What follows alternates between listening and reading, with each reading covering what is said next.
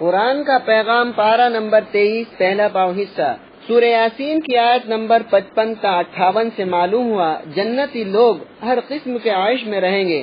اللہ تعالیٰ نے اہل جنت کا حال بیان فرمایا کہ ان کے لیے جنت میں ہر قسم کے عیش و نشاط کا سامان ہوگا۔ وہ اپنی بیویوں کے ساتھ خوشگوار و گھنے سایوں کے درمیان مسحریوں پر آرام کر رہے ہوں گے۔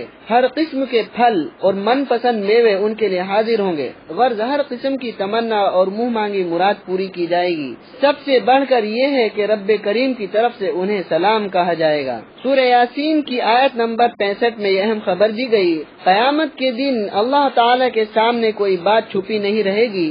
اس دن بندوں کے منہ پر مہر لگا دی جائے گی اور ان کے ہاتھ اللہ تعالیٰ سے بات کریں گے اور پاؤں ان کے کرتوت کی شہادت دیں گے۔ اس وقت سب کچھ کھل کر سامنے آ جائے گا اور گنہگاروں کو سخت سزا دی جائے گی۔ سورہ یاسین کی آیت نمبر 68 میں بتایا گیا بڑھاپا فنا ہونے کو یاد دلاتا ہے۔ اللہ تعالیٰ نے انسان کے اندر اپنی کاریگری کا بڑا عمدہ نمونہ رکھا ہے کہ پہلے اسے اپنی قدرت کاملہ سے پیدا کرتا ہے، پھر آہستہ آہستہ تندرست و طاقتور جوان بناتا ہے۔ پھر ایک وقت وہ آتا ہے کہ وہی ہٹا کٹا نوجوان بوڑھا ہو جاتا ہے تو اس کے دیکھنے، سننے اور سمجھنے کی قوتیں کمزور ہو جاتی ہیں، اور آخر ایک ایسا وقت آتا ہے کہ وہ مٹی کے سپرد کر دیا جاتا ہے۔ انسان کی یہ تبدیلی اور تغیر ہمیں اس بات کا پتہ دیتا ہے کہ دنیا بھی ایک دن ختم ہو کر تباہ و برباد ہو جائے گی۔ قرآن کا پیغام پارہ نمبر 23 دوسرا پاؤ حصہ سورہ صافات کی آیت نمبر 1 سے معلوم ہوا نماز میں سب بندی کا اہتمام کرنا چاہیے۔ اللہ تعالیٰ نے ان فرشتوں کی عظمت و شان بیان کرنے کے لیے قسم کھائی ہے جو حکم الہی سننے کے لیے اپنے اپنے مقام پر صفوں میں کھڑے رہتے ہیں۔ اس عظمت و بزرگی میں وہ لوگ بھی داخل ہیں جو نماز اور اسلام کی سربلندی کے لیے صفوں میں کھڑے ہوتے ہیں۔ صف بندی کرنے والے اللہ کو بڑے محبوب ہیں، اس لیے ہمیں دین و اجتماعی کاموں میں شانہ بشانہ اور نماز میں خاص طور پر صف بندی کا اہتمام کرنا چاہیے۔ سورہ صافات کی آیت نمبر 51 تا 57 سے یہ سبق ملا، برے لوگوں کی صحبت سے بچنا چاہیے۔ اللہ تعالیٰ نے ایک واقعہ بیان فرمایا کہ دنیا میں ایک مومن ایک کافر کا ساتھی تھا۔ کافر مرنے اور گل سڑنے کے بعد زندہ ہونے اور جہنم کی سزا کا انکار کرتا تھا۔ جب مومن بندے نے جنت میں پہنچ کر اپنے کافر دوست کا حال معلوم کرنے کے لیے جہنم میں جھانکا تو اسے سخت عذاب میں گرفتار پایا اور اس کے برے انجام کو دیکھ کر کہنے لگا، میں دنیا میں تیرے دھوکے میں نہیں آیا اور اللہ کے فضل سے کفر و شرک اور برے عقیدوں سے بچا رہا، ورنہ آج مجھے بھی تیرے ساتھ جہنم میں جلنا پڑتا۔ انسان کی زندگی پر صحبت کا اثر پڑتا ہے، اس لیے تمام مسلمانوں کو برے لوگوں کی صحبت سے بچنا چاہیے۔ سورہ صافات کی آیت نمبر 100 سے پتہ چلا اللہ تعالی بڑھاپے میں بھی اولاد عطا کرنے پر قادر ہے۔ جب حضرت ابراہیم علیہ السلام نے نیک اولاد کی دعا کی تو اللہ تعالی نے بڑھاپے کے عالم میں انہیں حضرت اسماعیل علیہ السلام کی شکل میں ایک حسین و جمیل اور ہونہار فرزند عطا فرمایا۔ اس سے معلوم ہوا کہ اللہ تعالی بڑھاپے میں بھی اولاد عطا کرنے پر قادر ہے، لہذا بے اولاد لوگوں کو اس کی رحمت سے مایوس نہیں ہونا چاہیے بلکہ اللہ تعالی سے نیک اولاد کی دعا کرتے رہنا چاہیے۔ قرآن کا پیغام پارہ نمبر 23 تیسرا پاؤ حصہ سورہ صاد کی آیت نمبر 24 سے پیغام ملا، آپسی کاروبار میں دھوکہ بازی سے اللہ کی مدد اٹھ جاتی ہے۔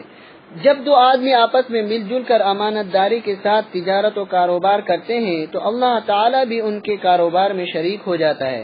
پھر جب ان دونوں میں سے کوئی خیانت یا دھوکہ بازی کا معاملہ کرتا ہے تو اللہ تعالیٰ ان سے جدا ہو جاتا ہے، جس کی وجہ سے ان کے کاروبار سے خیر و برکت ختم ہو جاتی ہے۔ اس لیے ایمان کا تقاضا ہے کہ ہم اپنے شریک کے ساتھ امانت داری اور آپسی رضامندی و مشورے کے ساتھ تجارت و کاروبار کریں اور ایک دوسرے کو دھوکہ دینے سے پرہیز کریں۔ سورہ صاد کی آیت نمبر 26 سے یہ اہم سبق ملا، امیر یا ذمہ دار حق کے مطابق فیصلہ کرے اور نفسانی خواہشات کی پیروی نہ کرے۔ جس شخص کو بھی اللہ تعالیٰ کسی جماعت یا گروہ کا امیر یا ذمہ دار بنائے اس کی دو بنیادی ذمہ داریاں ہیں۔ پہلی ذمہ داری یہ ہے کہ وہ حق کے مطابق فیصلہ کرے اور دوسری ذمہ داری یہ ہے کہ فیصلہ کرنے میں اپنی نفسانی خواہشات کی پیروی نہ کرے، کیونکہ نفسانی خواہش کی وجہ سے حق کے مطابق فیصلہ نہیں ہو سکتا۔ جو لوگ حق کے مطابق فیصلہ نہیں کرتے اللہ تعالیٰ دنیا میں ان کو سیدھی راہ سے بھٹکا دیتے ہیں اور آخرت میں ان کے لیے دردناک سزا ہے۔ سورہ صاد کی آیت نمبر 55 تا 58 سے معلوم ہوا نافرمانوں کو جہنم میں کھولتا ہوا پانی اور دوزخیوں کا پیپ پینے کو دیا جائے گا۔ اللہ تعالی نے نافرمانوں کے لیے جہنم کا برا ٹھکانہ تیار کر رکھا ہے جس میں انہیں داخل کیا جائے گا۔ وہاں انہیں کھولتا ہوا پانی، دوزخیوں کے زخموں کا پیپ اور کھانے پینے کی اسی قسم کی بہت سی گندی چیزیں دی جائیں گی۔ اللہ تعالی ہم سب کی حفاظت فرمائے۔ قرآن کا پیغام پارہ نمبر 23 چوتھا پاؤں حصہ سورہ زمر کی آیت نمبر 2 میں یہ درس دیا گیا عمل کی قبولیت کا دار و مدار اخلاص پر ہے۔ اللہ تعالی نے قرآن کریم کی بہت سی آیات میں اخلاص کے ساتھ بندوں کو اپنی عبادت کرنے کا حکم دیا ہے۔ اخلاص یہ ہے کہ انسان جو بھی نیک کام کرے صرف اللہ کی رضا مندی کے لیے کرے، لوگوں کو دکھانے کے لیے یا اپنی شہرت کے لیے نہ کرے۔ اعمال میں اخلاص کو بڑی اہمیت حاصل ہے۔ ہر نیک عمل کی قبولیت کا دار و مدار اخلاص پر ہے۔ اس کے بغیر انسان کو کسی بھی عمل کا ثواب نہیں ملتا، اس لیے ہمیں ہر کام کو اخلاص کے ساتھ کرنا چاہیے۔ سورہ زمر کی آیت نمبر 22 میں بتایا گیا اسلام قبول کرنے سے اللہ تعالی اطمینان قلب اور ایمان کی عجیب روشنی عطا کرتا ہے۔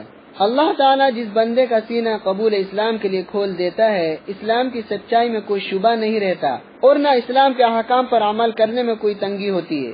اللہ تعالیٰ اسے اطمینان قلب اور ایمان کی عجیب روشنی عطا فرما دیتا ہے، جس کی برکت سے وہ سکون کے ساتھ سیدھے راستے پر چلنے لگتا ہے، اور جس کا دل اسلام پر مطمئن نہیں ہوتا ایسا پتھر دل ہدایت سے محروم ہو جاتا ہے اور گمراہی میں بڑھتا ہی چلا جاتا ہے۔ سورہ زمر کی آیت نمبر 23 سے معلوم ہوا قرآن کریم کی تلاوت سے دل نرم ہوتا ہے۔ قرآن کریم فصاحت و بلاغت، وعظ و نصیحت اور پر تاثیر عظمت والی کتاب ہے۔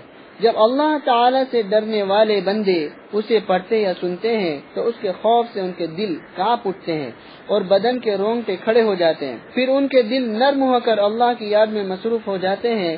ایسے سعادت مندوں کو اللہ تعالی ہدایت سے نواز دیتا ہے اور بھٹکنے والے بدقسمت لوگ ہدایت سے محروم کر دیے جاتے ہیں۔